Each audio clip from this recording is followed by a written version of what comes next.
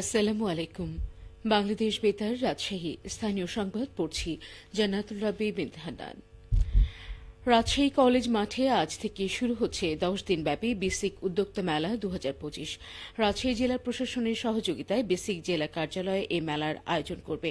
এতে প্রধান অতিথি হিসেবে উপস্থিত থেকে মেলার উদ্বোধন করবেন বিভাগীয় কমিশনার খন্দকার আজিম আহমেদ। উদ্বোধনী অনুষ্ঠান উপলক্ষে বিকেল 4:15টায় কলেজ মাঠে এক আলোচনা সভা অনুষ্ঠিত হবে। উল্লেখ্য, এই মেলা প্রতিদিন দুপুর 2টা হতে রাত 10টা এবং সরকারি ছুটির দিন সকাল 10টা হতে রাত 10টা পর্যন্ত চলবে।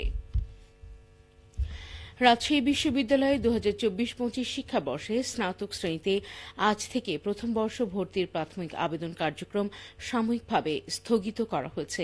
গতকাল সন্ধ্যায় বিশ্ববিদ্যালয়ের জনসংযোগ দপ্তর থেকে পাঠানো এক সংবাদ বিজ্ঞপ্তিতে এই তথ্য জানানো হয়।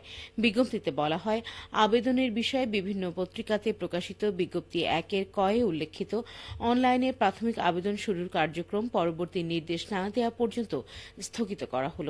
উল্লেখ্য, গত বুধবার বিশ্ববিদ্যালয়ের ওয়েবসাইটে প্রকাশিত এক বিজ্ঞপ্তি অনুযায়ী 2024-25 শিক্ষাবর্ষে স্নাতক শ্রেণীতে প্রথম বর্ষ ভর্তি পরীক্ষার আবেদন আজ থেকে শুরু হওয়ার কথা ছিল।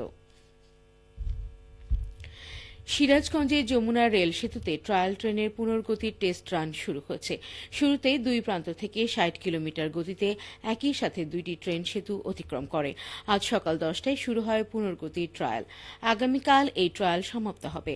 যমুনা রেল সেতু প্রকল্পের প্রকল্প পরিচালক আল ফাত্তাহ মোহাম্মদ মাসুদুর রহমান বলেন, সেতুর পূর্ব ও পশ্চিম প্রান্ত থেকে একই সাথে দুইটি ট্রায়াল ট্রেন রওনা হয়ে সেতু অতিক্রম করেছে। প্রথমবারে 60 কিলোমিটার গতিতে ছুটছে ট্রেন, ক্রমান্বয়ে গতি বৃদ্ধি করা হচ্ছে। দুদিন ট্রায়াল ট্রেনের টেস্ট রান সম্পন্ন হলে প্রতিবেদন পাঠানো হবে রেলপথ মন্ত্রণালয়ে, যেখান থেকে উদ্বোধন বিষয়ে চূড়ান্ত সিদ্ধান্ত গ্রহণ করা হবে। 2020 সালের শেষের দিকে যমুনা সড়ক সেতুর 400 মিটার উজানে 16,780 কোটি টাকা ব্যয়ে দেশের সর্ববৃহৎ 4.8 কিলোমিটার দৈর্ঘ্যের dual gauge double track rail সেতুটির নির্মাণ কাজ শুরু হয়। বগুড়া জেলা কোল্ড স্টোরেজ ওনার্স অ্যাসোসিয়েশনে আলোচনা সভা অনুষ্ঠিত হয়েছে। গতকাল বগুড়ার একটি আবাসিক হোটেলের সেমিনার কক্ষে এই সভার আয়োজন করা হয়।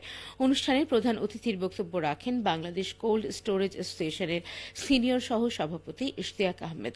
তিনি বলেন, বাংলাদেশ কোল্ড স্টোরেজ অ্যাসোসিয়েশনের সিদ্ধান্ত অনুযায়ী চলতি বছরে হিমাগারে আলু সংরক্ষণ ভাড়া প্রতি কেজি 8 টাকা করে ধার্য করা হয়েছে। প্রতি পাটের বস্তায় 50 কেজি করে আলু সংরক্ষণ করা যাবে।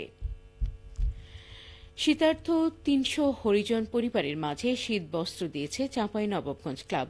গতকাল ক্লাব চত্বরে এসব শীত বস্ত্র বিতরণ করা হয়। চাঁপাইনবাবগঞ্জ ক্লাবের সভাপতি ও জেলা বিএনপির আহ্বায়ক গোলাম জাকারিয়া জাকার সভাপতিত্বে প্রধান অতিথি ছিলেন জেলা প্রশাসক আব্দুস সামাদ। এই সময় অন্যদের মাঝে উপস্থিত ছিলেন সিনিয়র আইনজীবী গোলাম কবির, চাঁপাইনবাবগঞ্জ প্রেস ক্লাবের সভাপতি গোলাম মোস্তফা মন্টু প্রমুখ। চাঁপাইনবাবগঞ্জ ক্লাবের সভাপতি জানান, শীতবস্ত্র বিতরণ কার্যক্রম শুরু হল। এরপর আরও শীতবস্ত্র এলাকার শীতার্থ মানুষের মাঝে বিতরণ করা হবে বলেও জানান তিনি। বাদুড় থেকে মানুষের সংক্রমণশীল নিপা ভাইরাসের প্রাদুর্ভাব থেকে রক্ষা পেতে এই সংক্রান্ত স্বাস্থ্য বার্তার প্রচারণা চালিয়ে যাচ্ছে নাটোর জেলা তথ্য অফিস। প্রচারিত স্বাস্থ্য বার্তায় এই রোগের লক্ষণসমূহ হচ্ছে জ্বর সহ মাথা ব্যথা, খিঁচুনি, প্রলাপ বকা, অজ্ঞান হওয়া, কোনো কোনো ক্ষেত্রে শ্বাসকষ্ট। নিপা রোগ প্রতিরোধে করণীয় সম্পর্কে বলা হচ্ছে, খেজুরের কাঁচা রস না খাওয়া, কোনো ধরনের আংশিক ফল না খাওয়া এবং ফলমূল পরিষ্কার পানি দিয়ে ধুয়ে খাওয়া। কেউ নিপা রোগে আক্রান্ত হয়ে লক্ষণ দেখা দিলে রোগীকে দ্রুত নিকটস্থ সরকারি হাসপাতালে নিয়ে যাওয়া এবং আক্রান্ত রোগীর সংস্পর্শে আসার পর সাবান ও পানি দিয়ে হাত ধুয়ে ফেলা।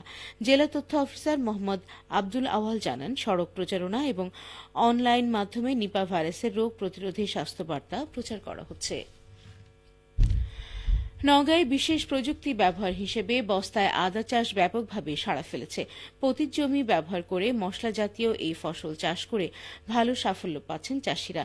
মাত্র এক বছরের ব্যবধানে জেলায় 6,525 বস্তায় আদার চাষ বেড়েছে। চলতি মৌসুমে জেলার 11টি উপজেলায় 3,87,525 বস্তায় আদা চাষ হয়েছে। চাষিরা অনাবাদি পরিত্যক্ত জায়গা ব্যবহার করে প্লাস্টিক জাতীয় বস্তায় আদা চাষ করছেন। অনেকে বাড়ির ছাদ ও উঠোনেও আদা চাষ করে পারিবারিক চাহিদা পূরণ করছেন। চাষিদের মধ্যে সর্বোচ্চ 5,000 বস্তা পর্যন্ত আদা চাষের তথ্য মিলেছে।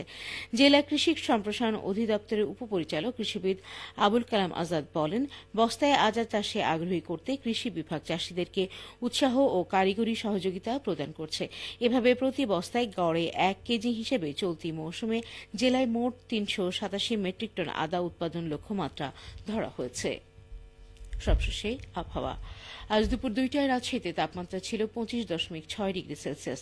এ সময় বাতাসে আপেক্ষিক আর্দ্রতার পরিমাণ ছিল 60%। রাজশাহী ও পার্শ্ববর্তী এলাকায় আজ সূর্যাস্ত সন্ধ্যে 5:31 সংবাদ শেষ হল। আমাদের পরবর্তী সংবাদ বিকেল 4:05।